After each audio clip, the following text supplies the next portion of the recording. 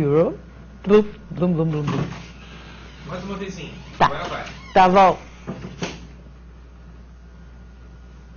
Falta maquiagem.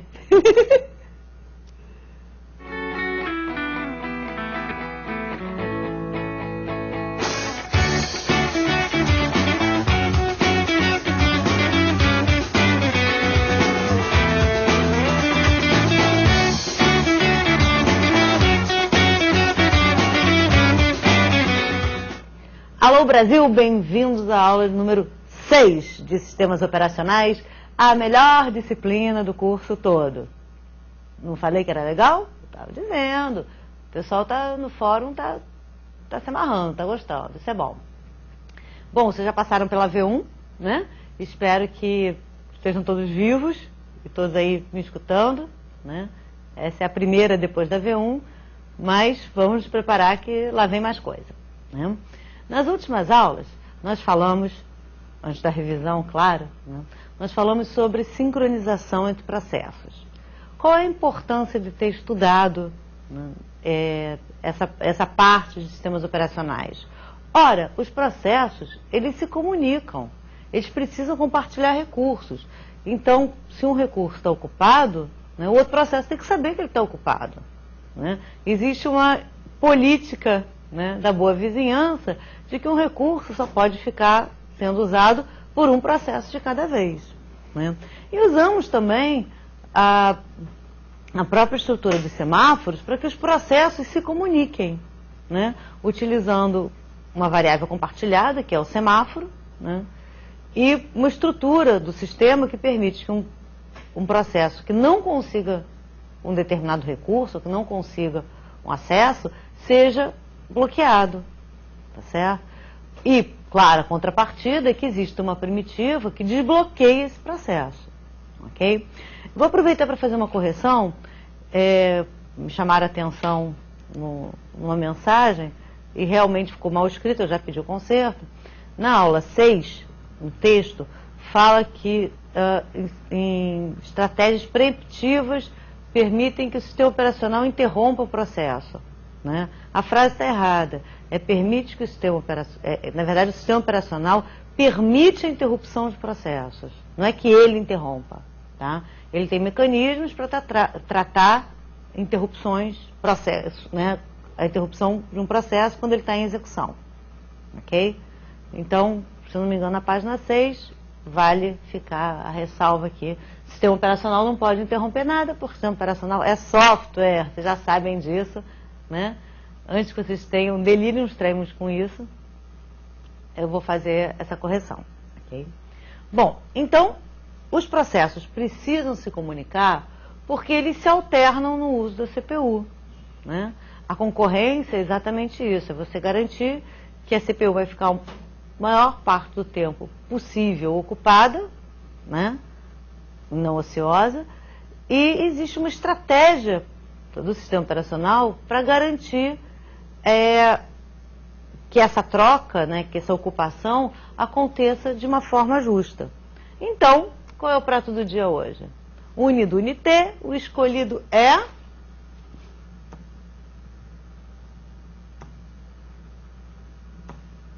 você, né? Quem é o processo que vai ser escolhido para ocupar a CPU? A interrupção é feita pelo hardware, né, de relógio, por exemplo. Entra um módulo do sistema operacional que nós já vimos, que é o escalonador, que esse nome é horroroso, mas que eu posso fazer, né? E o escalonador vai identificar perante, né, todos aqueles que estão disponíveis, vai seguir uma regra e vai escolher qual daqueles vai ser o próximo a ser executado. Certo? Vale um comentário, o termo escalonador, para mim uma tradução meio mal ajambrada, mas, enfim, foi uma primeira tradução do termo scheduler, né, e acabou ficando escalonador. Eu confesso para vocês que eu só fui conhecer o termo depois de trabalhar nisso há muito tempo, porque eu sempre usei em inglês scheduler, até porque todos os manuais de sistemas operacionais e livros de sistemas operacionais que eu tinha eram em inglês. Então, scheduler é scheduler, não tinha muito muito o que discutir. Inclusive, isso era uma função, né? Era um cargo que se ocupava dentro dos CPDs. Né? O scheduler era o organizador do CPD, aquele que administrava, era o síndico, né, do CPD, era aquele que administrava quando cada tarefa ia ser executada, dividia para não pesar, para não juntar tarefas muito pesadas ao mesmo tempo. Né? Existia uma função chamada scheduler. Tá? Não sei como se escrevia isso na carteira, quer dizer, não sei qual era o cargo que se colocava, né? Mas o termo computacional que se usava era scheduler. E aí alguém traduziu como escalonador, foi uma das primeiras traduções de livros de sistemas operacionais, né? E acabou ficando escalonador e pronto. Né? Caiu no linguajar comum. Teve um autor que traduziu, um tradutor, que traduziu para agendador. Eu confesso que eu até acho mais simpático agendador do que escalonador, mas ninguém usa, né? Mas se tiver aparecer escrito por aí, tá certo. Okay?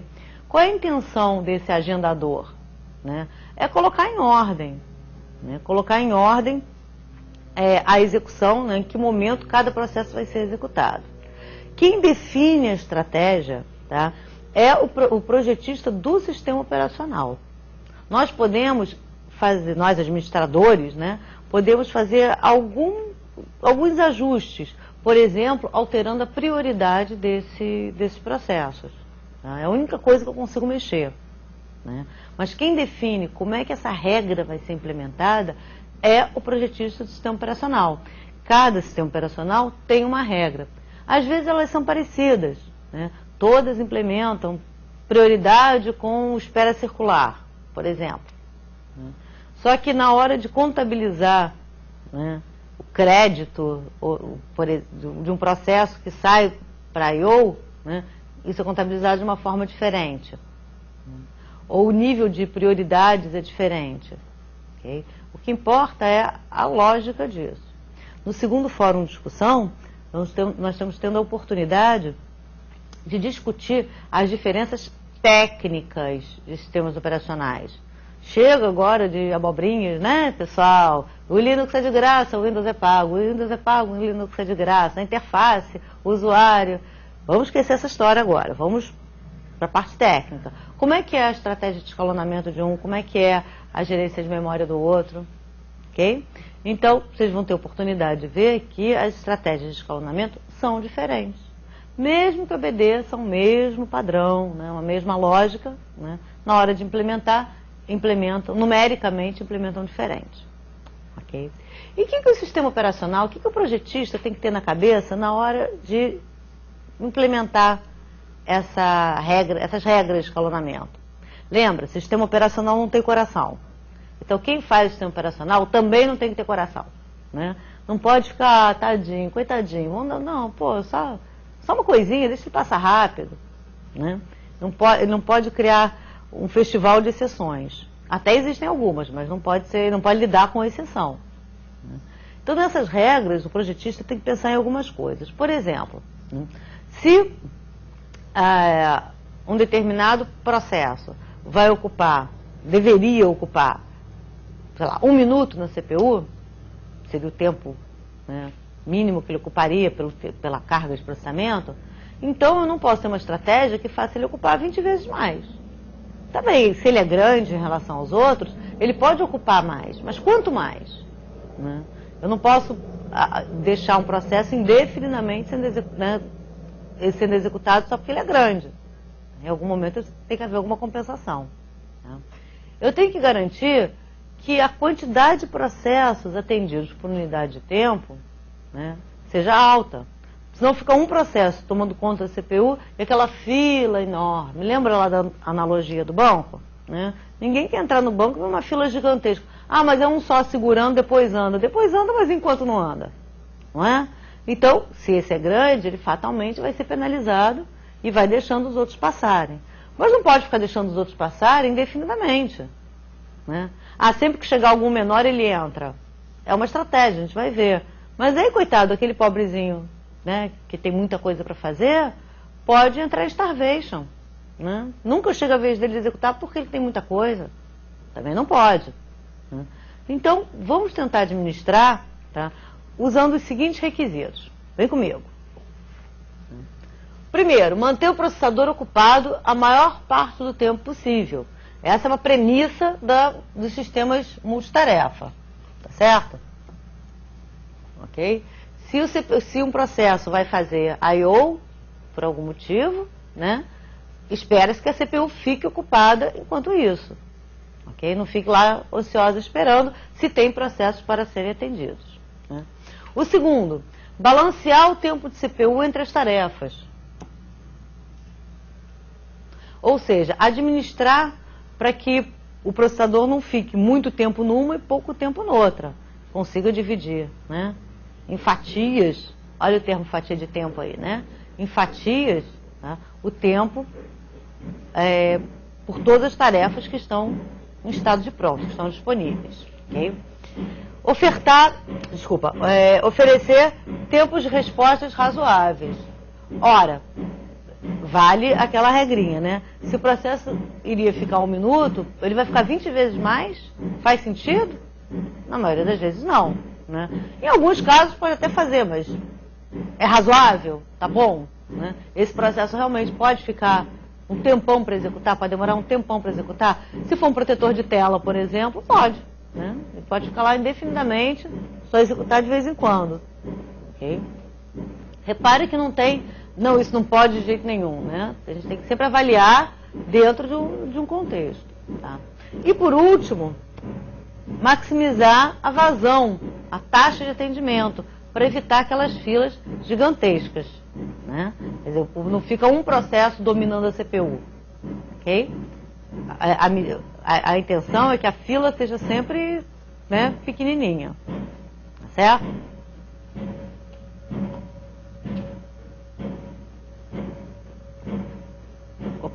Ops. Peraí, deixa eu voltar para cá. Pronto. Bom, vamos lembrar do simulador, né, que eu mostrei para vocês na aula. Né? Eu gostaria que vocês brincassem com esse simulador. Até no material de vocês tem uma lista, né, um estudo dirigido para vocês irem fazendo simulações. Claro, não é fazer simulação, começa um monte de processo, tira um monte, bota assim, bota assado, mas que a gente vai entendendo, né, cada uma dessas etapas. Okay? Nesse simulador, vocês viram que vocês podem criar aqui, né, os processos, né, e ao criar os processos, vocês vão incluindo esses processos aqui na tabela de processos. Então, repara, aqui eu tenho um processo em execução, tá aqui, tá? Outros 2 aqui em pronto e um outro aqui fazendo I/O. Tá? Um processo só em execução. Nesse caso, todos os processos, esses 3 primeiros aqui, foram criados como CPU bound. CPU bound significa que que são processos que usam muito mais CPU do que I/O. Não quer dizer que ele não use I/O. Né? No simulador, ele não usa. Tá? Mas na vida real, em algum momento ele faz I/O. Mas problemas tipicamente matemáticos. Né? Que trabalha até com imagens, por exemplo. Coisas que você não vai a disco. Tá? Então, a minha sugestão, né, para esse exercício é cria 3 processos CPU bound, com a mesma prioridade. Você vai ver que eles vão se alternar aqui, ó. Aqui eu botei prioridade 3, você pode botar qualquer uma, tá? Eles vão se alternar no uso da CPU, tá certo? Então aqui está o vermelhinho, aqui está o amarelo e o verde. Tá? Enquanto isso, tem um 4º processo, que foi criado depois, fazendo I/O aqui. Quando esse processo roxinho acabar, né, ele volta para a fila de pronto. Tá certo? E continua esse ciclo daqui, né? Execução pronto, continua indefinidamente. Nesse caso, os processos não terminam, a menos que você finalize aqui. Tá? Os processos não terminam. Okay? Então, nesse simulador, você consegue ver exatamente, né, como é que anda a fila de pronto, segundo uma determinada estratégia. Vale a pena, no início, eu cheguei a mostrar isso, você tem uma opção que tira a prioridade dinâmica. Ok? A gente vai ver o que é isso daqui a pouquinho. Tá? Mas a gente vai tirar a prioridade dinâmica, porque todos vão trabalhar na mesma prioridade. 3. Então, o vermelhinho vai executar, esquece aqui o I/O, né? O vermelhinho vai executar, volta para o fim da fila, depois é o amarelo, volta para o fim da fila, depois vem o verde, volta para o fim da fila. Num determinado momento, o roxinho vai voltar. E ele volta aonde? Ele volta para o fim da fila, né? Não tem prioridade, nesse caso, que não tem prioridade dinâmica, ele volta para o fim da fila. Ok? É como se eu saísse para esperar a assinatura do gerente do banco, e ao invés do caixa me dar aquela colher de chá de, não, fica aqui, espera aqui, né? Diz, não, vai lá para o fim da fila e começa tudo de novo. Se ele tem prioridade dinâmica, ele volta numa fila com uma prioridade mais alta. Prioridade mais alta significa que ele vai ser atendido primeiro. Ok? Mas eu vou detalhar essas estratégias já já. Né? Então, o ideal aqui é você criar 3 CPU bound, depois bota um fazendo I/O, bota 2 fazendo I/O, também se botar muito você não consegue acompanhar, né? E ver a evolução disso. Aqui embaixo tem uns controles deslizantes, né? Aqui, ó, fatia de tempo, tempo de espera de I/O e clock da CPU. Né? O clock é porque às vezes fica muito rápido e você não consegue ver, então você baixa o clock um pouquinho, para ficar um pouco mais devagar, você conseguir acompanhar. Né? A fatia de tempo é quanto tempo o processo vai ficar aqui executando. Né? E o tempo de I/O é quanto tempo eu vou demorar aqui parado. Eu gosto de botar os tempos grandes, né? A velocidade pequena, para ficar fácil de acompanhar. Senão daqui a pouco eu estou perdido lá com tanta bolinha pulando, bolinha colorida pulando na tela. Parecendo uma doida lá pulando. Ok? Vamos ver então essas estratégias um pouco mais de perto. Tá? Mensagem aqui, pronto. Bom, eu vou falar de 4 estratégias, né, que refletem bem, né, todo o conjunto. Okay? São as mais importantes e a partir delas outras são criadas. Repara que eu não falei em prioridade, porque a prioridade ela permeia todas elas. Né? A prioridade no mundo, na semântica correta, né? Quanto menor a prioridade, mais urgente é. Então, se eu disser que eu tenho uma prioridade 0, né, significa que é para ontem. Olha, isso aqui é prioridade 0, já tinha que estar feito. Tá? Faz rápido que já está atrasado. Okay? Em alguns sistemas, como é o caso do Windows, né, ele faz ao contrário. Né? Quanto maior o número, maior a prioridade. Okay? Então, semanticamente, isso é meio esquisito. Mas funciona assim, né? Vocês viram lá no simulador, né? Prioridade 15 é a prioridade mais alta. Acima de 15 é tempo real. Né? Então a prioridade 4 é maior do que a prioridade 3. Isso não é uma regra. No Linux não funciona assim. Okay? Isso tem uma questão histórica. Na Digital, no VMS, a prioridade era feita dessa forma.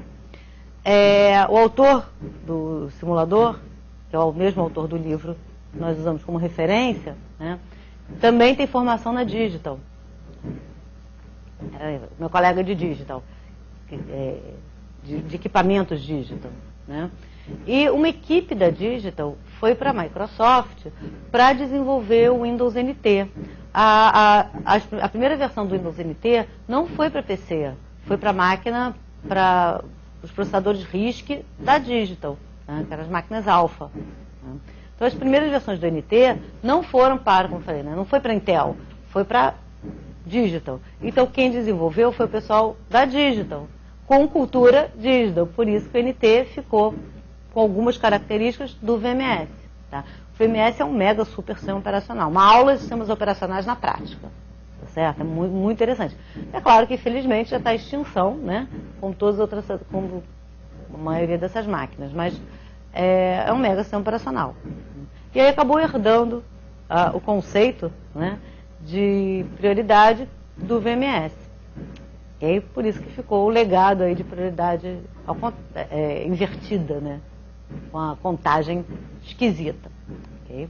Então, a prioridade é a única coisa que nós, pobres mortais administradores, podemos interferir, podemos, né, mexer. Eu posso aumentar ou diminuir a prioridade de um processo e, com isso, claro, e esculhambar completamente todo o gerenciamento da máquina. Se eu pego um processo e boto ele numa prioridade muito maior do que os outros, tá? E ele não faz I/O, ninguém mais executa enquanto ele não terminar. Ah, mas é isso que eu quero. Então tá bom, tá certo, vai fundo. Né? É claro que com isso você vai descompensar, né? Vai atrapalhar todas aquelas estratégias que eu falei no início, né? De balanceamento, de garantir tempos iguais, de vazão, blá, blá, blá, blá, vai tudo aquilo pro brejo. Okay? Mas pode ser uma opção minha.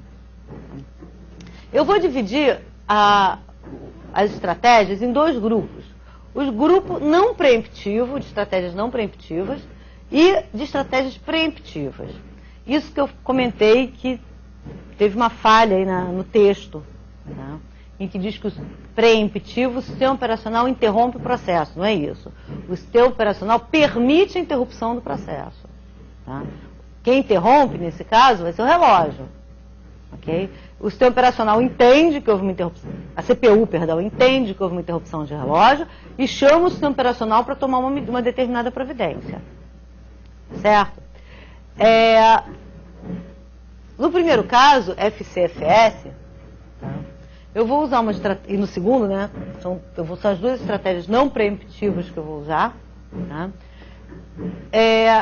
O FCFS significa first come, first served. O primeiro que chega é o primeiro a ser atendido. Alguns autores chamam de FIFO, first in, first out. Eu, particularmente, falar FIFO é mais fácil, né? Mas eu, particularmente, prefiro usar FCFS, porque nem sempre o primeiro que chega é o primeiro a sair. Né? Não é o primeiro que entra, é o primeiro que sai. O primeiro que chega, numa fila, é o primeiro a ser atendido. Mas pode ser que ele não seja o primeiro a sair, por exemplo, se ele fizer I/O. Se ele fizer I/O, ele vai para I/O, outro vai ser atendido, depois ele continua. Tá certo? Então, tanto no primeiro caso quanto no segundo, tá? O processo é executado até terminar, ou até fazer I/O. Não há nada que tire ele de execução, né? Que eu tire de execução. Então ele está executando, ou ele é bloqueado, porque pediu alguma coisa que não pode ser atendido naquele momento, tá? Ou ele termina. Tá? Ele não volta para o estado de executando para pronto. Tá? Ele vai de executando para bloqueado, de bloqueado para pronto. Mas ele não passa, né? Não tem nada que faça ele passar para pronto. Okay? No primeiro caso, o atendimento é feito por ordem de chegada. O primeiro que chega é o primeiro que sai. Certo? No segundo caso, é feito por ordem de tamanho. Tá? O menor é atendido primeiro. Ora, tia Simone, o primeiro que entra, o primeiro que sai, tem uma fila, eu consigo entender. Chega na fila, né? Vai atendendo em ordem. Mas como é que eu vou saber quem é menor? Né? Como é que eu vou saber quanto tempo ele vai durar para saber se ele é menor do que o outro? Okay? Na verdade, quando isso era comum em sistemas batch, em que você tinha um protocolo, né, para submeter um processo, né? E nessas informações você dizia o tempo estimado desse processo. Okay? Então o escalonamento era baseado nesse tempo estimado do processo. Okay? Ah, e se eu for espertinho e submeto um trabalho dizendo que ele é pequeno e ele é grande? Aí o sistema operacional mais espertinho aborta teu processo. Né? Ele, opa, acabou teu tempo. Tchau. Né? Dá uma margem de segurança e tchau. Da próxima vez faz direito. Isso é uma opção. Né? Mas o objetivo não é ser espertinho, né? O objetivo é que todos trabalhem. Okay? Então, né, a intenção não é essa. Tá? Não é burlar o sistema operacional. Okay? Então, nesses dois casos, tá, não há interrupção de relógio, o sistema operacional permite que o processo se execute até o final, se for o caso. É claro que nessas duas estratégias, né, na primeira, eu posso ficar com uma fila interminável, se eu tiver um processo muito grande, vou mostrar um exemplo. Né. Na segunda, eu posso ter um processo muito grande que demore uma eternidade para conseguir executar. Né. São estratégias não muito simpáticas. Tá? São simples, são executadas em algumas situações, né? Mas não garantem todas aquelas regrinhas que a gente viu. Só para não confundir, existe um termo muito comum falando de kernel preemptivo, que já me perguntaram isso, tá? O que é kernel preemptivo? O kernel preemptivo é aquele que permite que as chamadas ao sistema sejam interrompidas. Tá? Em algumas situações, o kernel é não preemptivo. Enquanto eu estou executando uma função do kernel, tá? Mesmo que acabe a fatia de tempo, ele não pode ser interrompido. Tá? Então, o kernel preemptivo é quando o kernel do SO pode ser interrompido. Ok? Bom, escalonamento round robin. Round robin não é robin redondo, como pode parecer, é ciranda e cirandinha, brincar de roda. Tá? É sério, é isso mesmo. Tá? Não é robin redondo. Round robin é uma estratégia de escalonamento circular, né? Que é aquela fila que eu tenho mostrado para vocês, né? Só não falei o nome, em que você executa um pouquinho, vai para o fim da fila, executa um pouquinho, vai para o fim da fila. Tá? E o que determina esse quanto pouquinho ele vai executar? Né? Uma medida que é a fatia de tempo, ou time slice, ou quantum, né? Cada autor chama com nome, mas fatia de tempo, time slice, quantum, tudo a mesma coisa. É quanto tempo, no máximo, o processo pode ficar na CPU. Depois daquele tempo, ele tem que voltar para o fim da fila. Por isso, espera circular, que é o exemplo lá que nós fazemos com o simulador. Tá certo? Exatamente aquela ideia da fila redonda. Tá certo? Bom, é uma estratégia preemptiva, porque quando acaba a fatia de tempo, o relógio manda um sinal para a CPU, né, que vai acionar o sistema operacional e fazer com que aquele processo pare de executar e volte para o fim da fila. Então, ela é preemptiva. Ok? E aí eu consigo, sim, né, implementar todas aquelas regrinhas que a gente viu, né, o que é desejado numa estratégia de escalonamento. Certo? Esses processos, eles são atendidos em ordem de chegada. A ordem de atendimento é FCFS. Tá? Só que é um FCFS preemptivo. Né? O primeiro a chegar, o primeiro a ser atendido, mas ele volta para o final da fila. Tá? Depois de um determinado tempo. Então, os processos pequenos vão embora logo, os processos grandes voltam para o fim da fila até terminarem. Certo? E múltiplas filas. É uma implementação, como está lá no simulador, tá? Em que, ao invés de uma fila de pronto, eu tenho uma fila para cada nível de prioridade. Okay? Então, a prioridade mais alta, tá, é atendida antes da prioridade mais baixa, independente se o número é maior ou menor. Tá? A prioridade mais alta é atendida antes da prioridade mais baixa. A prioridade mais baixa só é atendida quando a mais alta está vazia. Tem um mecanismo interessante, que é o múltiplas filas com realimentação, em que imagina o seguinte, eu tenho aqui, vou botar aqui 3 filas.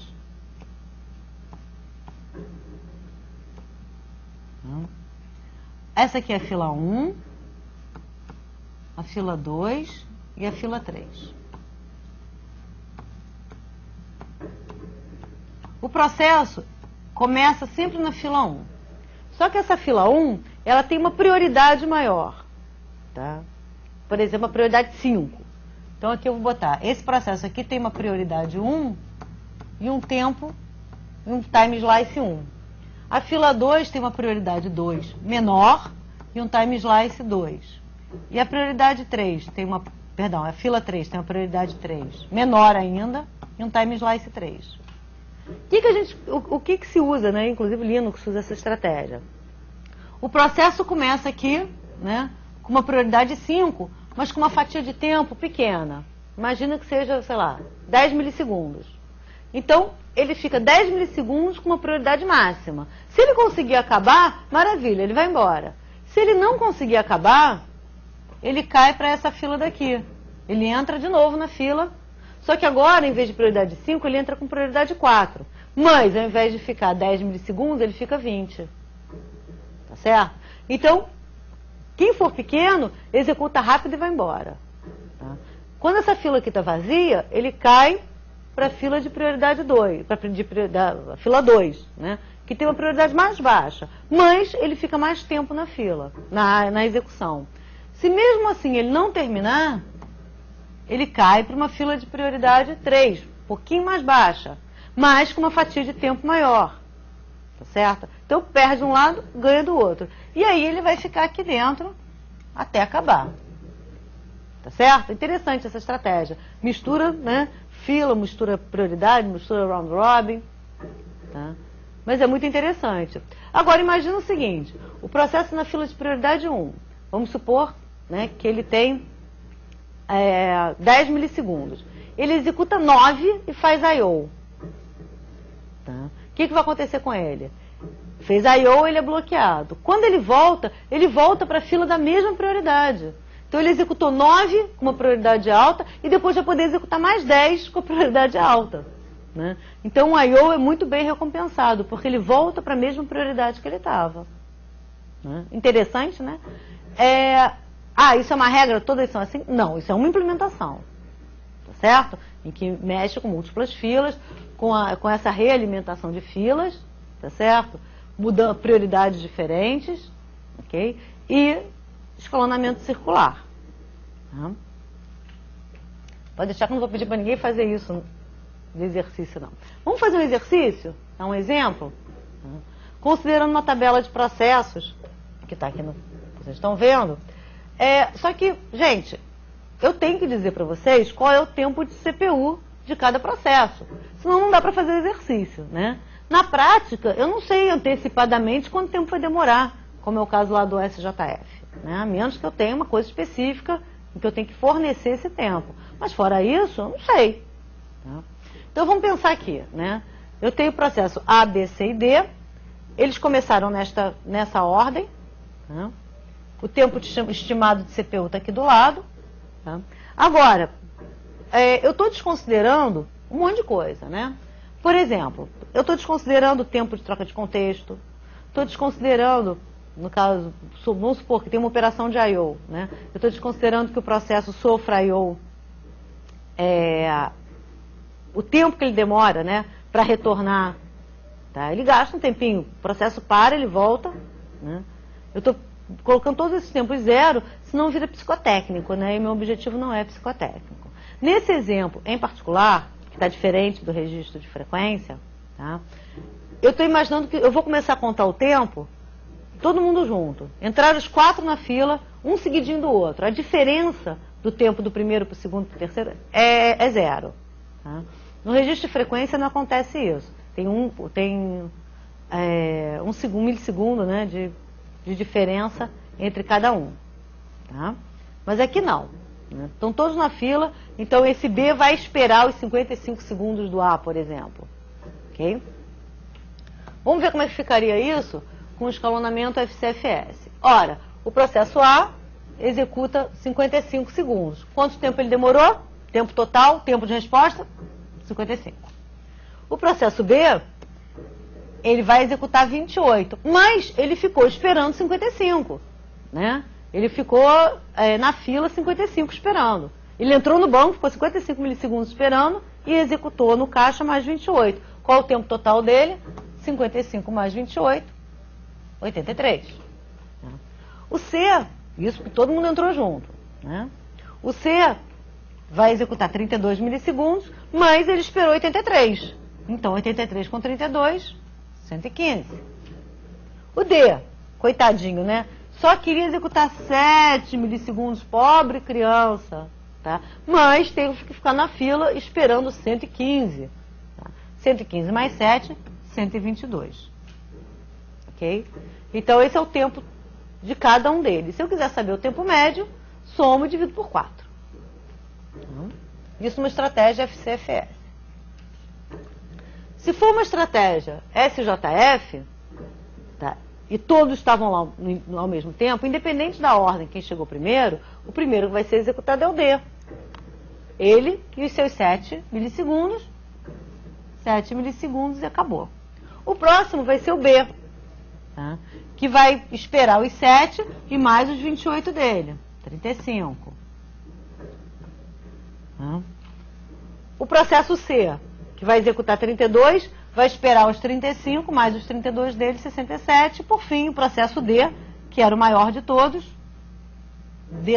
aqui é a A, que era o maior de todos, vai esperar vai demorar 122. Repare que o número final é o mesmo. E faz sentido, né? Porque em qualquer uma das duas situações, né, é a soma de todos os tempos. Então o último tem que ser no mesmo tempo. Uma boa maneira de você ver se fez a conta certa.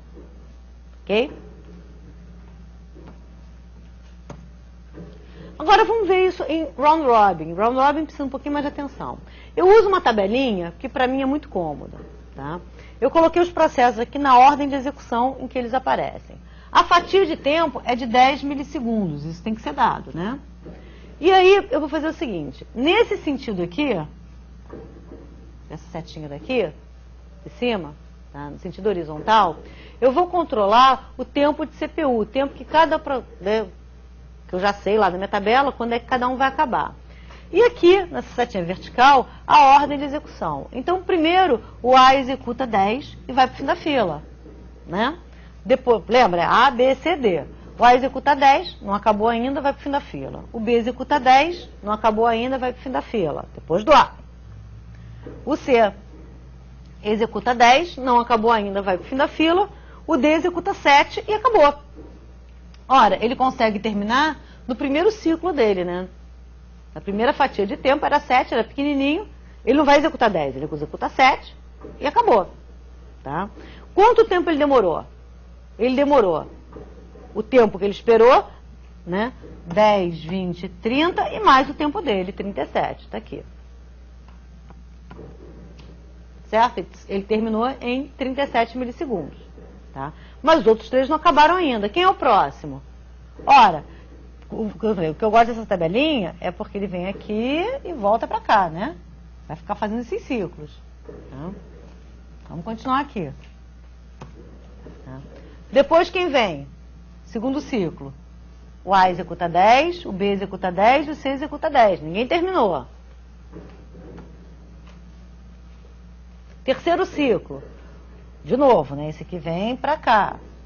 O A executa 10. Opa, o B não era 28? Era, né? Então, repara, ele já... Aqui na horizontal é CPU. Então, de CPU ele executou 10, 20 e 8. Ele acabou. Quanto tempo demorou desde o início até ele terminar?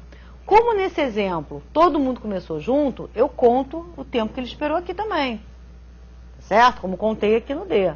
No caso do registro de frequência, eu não vou contar esse tempo, porque ele começa depois. Quanto tempo ele demorou? Eu vou contar, né? Até aqui foram 37, tá certo?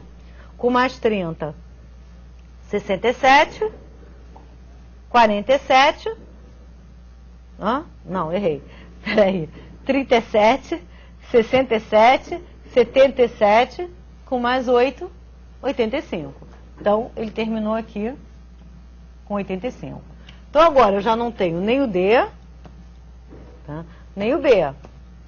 Mas o C vai executar, está na fila. Executa o C. E depois, volta para cá. Continua. Executa o A terminou? Não, ó, 10, 20, 30, 40. Não terminou ainda. Tá? Executa o C. O C termina, né? 32, olha, 10, 20, 32. Tá? Faz as contas, faz a soma, termina com 107. O A não terminou ainda. Então, o A executa 10, depois mais 5. Então, 10, 20, 30, 40, 50, 55, termina aqui de novo com o número 122. Tá? Então, esse é o tempo de resposta de cada um dos processos. Eu acho fácil porque aqui na horizontal você consegue visualizar o tempo de CPU, não se perde nas contas. Né? E aqui na vertical você consegue fazer os ciclos. Então sabe que na hora de contar tem que contar sempre nesse sentido assim, né? Vai fazendo assim. Vai fazendo as contas assim. Isso fica mais útil quando você tem uma operação de I/O no meio da história. Tá? É o mesmo exercício, só que o processo B executa uma operação de I/O após 5 milissegundos. Tá? E ele fica naquele tempinho lá, paradinho, né, durante 12 milissegundos. Ora, no simulador, você vai estar vendo, né, que ele fica parado, né, contando, lembra que eu estava roxinho nele paradinho? Enquanto isso, os processos iam andando. Num determinado momento ele para, né, acabou a I/O, ele vai para o fim da fila. Só que o fim da fila, não obrigatoriamente, é a mesma, né?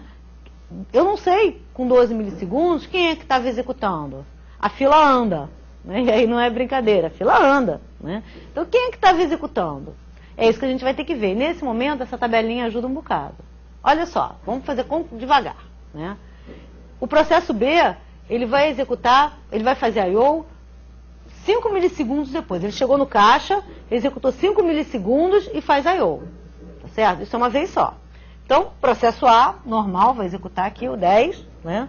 Passa para o B. O B não vai executar 10. Fatia de tempo é o tempo máximo que ele fica.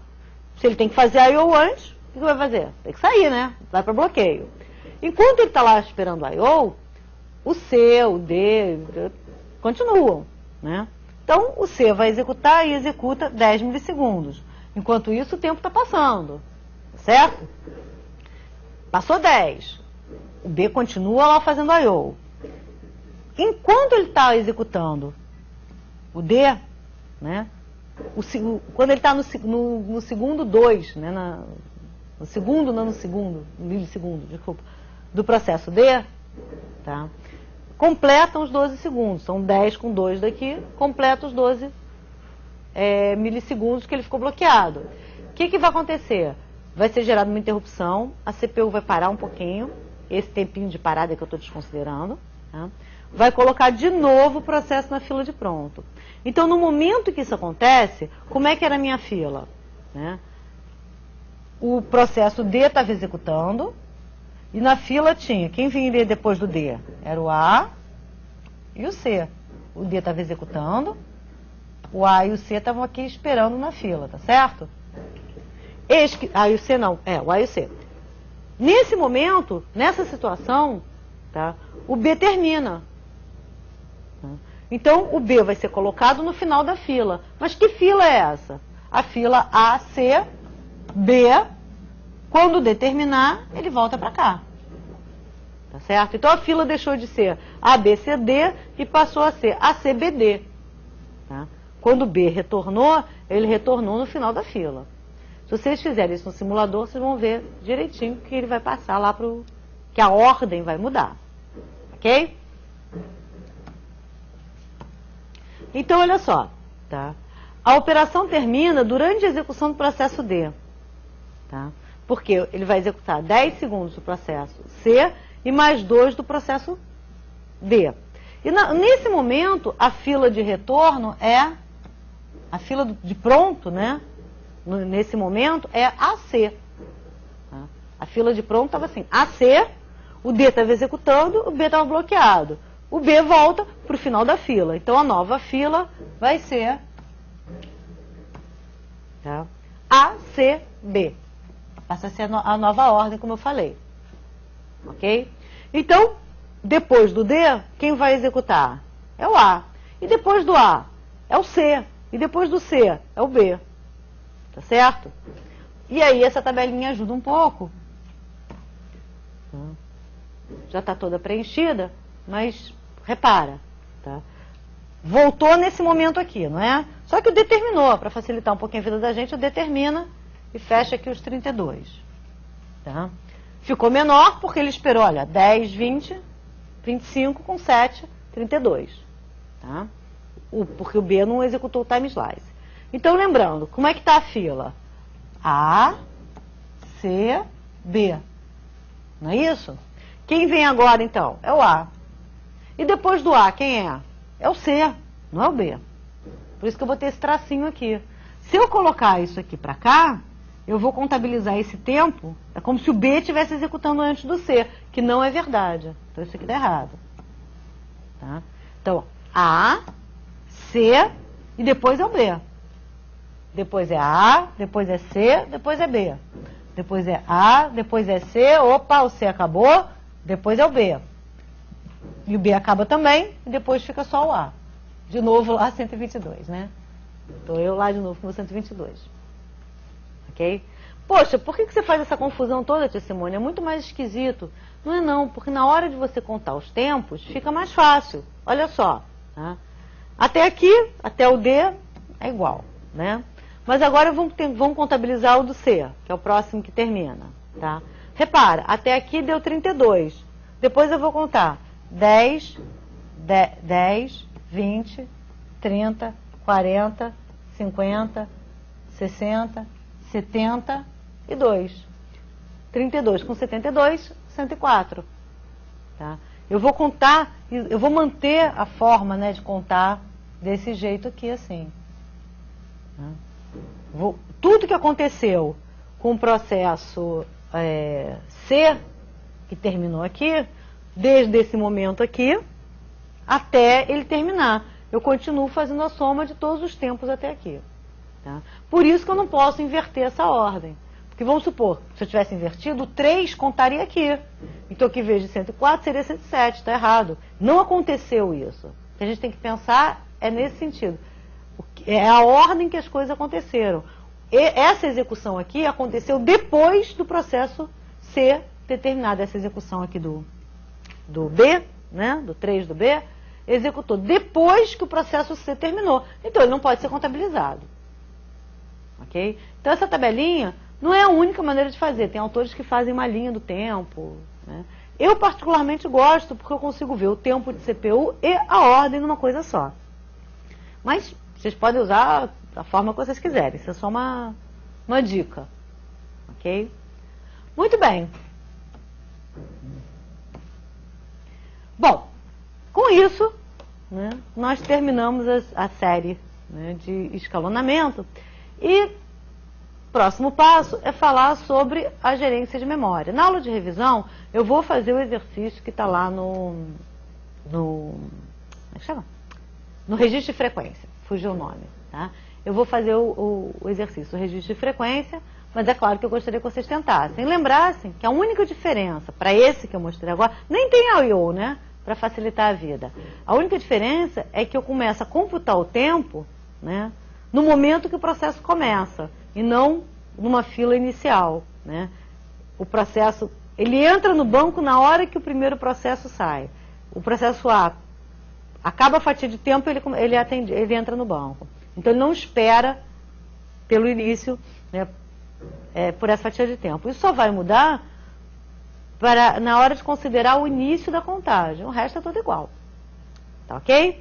Bem, em caso de dúvida, faça exercício, claro, usem o simulador, tá? Refaçam o exercício, vê se os números estão batendo, confere. Okay? Isso ninguém tem intenção de fazer isso virar psicotécnico, é mais entender a lógica de funcionamento. Né? E é claro, já sabem, em caso de dúvida, quebra o vidro, brincadeira, né? Não é o vidro monitor, não, é o vidro do professor de vocês, manda mensagem pela central de mensagem, manda mensagem, o fórum de dúvidas já está aberto, então coloca lá, que é o ideal de colocar, né? Porque se você tem uma dúvida e o teu professor responde a sua dúvida, na verdade todos estão compartilhando isso, né? E vendo e discutindo contigo, podem até interferir. A dúvida não quer dizer que só o professor possa responder, né? É até um bom exercício tentar esclarecer a dúvida do outro. E é claro que o professor vai interferir e acompanhar bem de pertinho. Tá bom? Bem, bem, bem. Vejo vocês na próxima aula, quando falaremos de memória. Beijo enorme. Até a próxima aula.